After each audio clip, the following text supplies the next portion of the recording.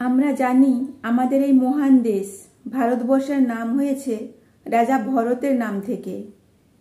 তবে কে এই রাজা ভরত? আজকে আমরা সেটাই জানব। রাজা ভরত হলেন হস্তিনাপুরের কুরু বংশের মহারাজ দুষ্যন্ত এবং শকুন্তলার পুত্র। রাজা ভরতের জন্ম হয়েছিল বনে কর্ণমুনির আশ্রমে। একথা আমরা সবাই জানি যে দুষ্যন্ত মৃগয়া করতে গিয়ে কর্ণমুনির আশ্রমে শকুন্তলাকে দেখেন এবং তিনি শকুন্তলাকে বিবাহ করেন।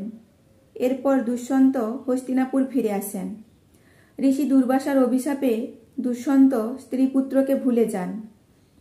এরপর অভিশাপ কেটে গেলে দুষ্যন্ত স্ত্রী পুত্রকে হস্তিনাপুর নিয়ে আসেন।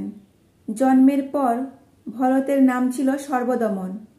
হস্তিনাপুর ফিরে আসার পর সর্বদমনের নাম রাখা হয় ভরত। রাজা দুষ্যন্ত তার সুযোগ্য পুত্র হিসাবে ভরতকে হস্তিনাপুরের সম্রাট ঘোষণা করেন। রাজা ভরত ছিলেন একজন জ্ঞানী বীর যোদ্ধা। তিনি সমগ্র ভারত ভূখণ্ডকে জয় করেছিলেন, আর এই কারণেই রাজা ভরতের নাম অনুসারে ভারতের নাম রাখা হয়েছিল। রাজা ভরত ছিলেন প্রজারঞ্জক রাজা। তিনি তার প্রজাদের ভীষণ ভালোবাসতেন। রাজা ভরতের মতে রাজা কখনোই প্রজাদের থেকে ঊর্ধ্বে হতে পারেন না। প্রজাদের উপরেই রাজা নির্ভরশীল। তিনি স্ত্রী পুত্রদের সাথে সাথে সকল প্রজাকেও তিনি তার পরিবারের সদস্য বলে মনে করতেন। সমগ্র ভারত ভূখণ্ড জয় করে হস্তিনাপুর ফিরে আসার পর রাজা ভরত হস্তিনাপুরের যুবরাজ ঘোষণা করেন। রাজা ভরতের 2 স্ত্রী এবং 9 পুত্র ছিলেন। তবে রাজা ভরত তার 9 পুত্রের মধ্যে একজনকেও হস্তিনাপুরের যুবরাজ ঘোষণা করেননি।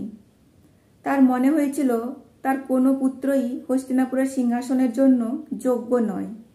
আর এই কারণেই রাজা ভরত তার পালিত পুত্র ভূমন্যু বা ভরদ্বাজকে হস্তিনাপুরের যুবরাজ ঘোষণা করেন।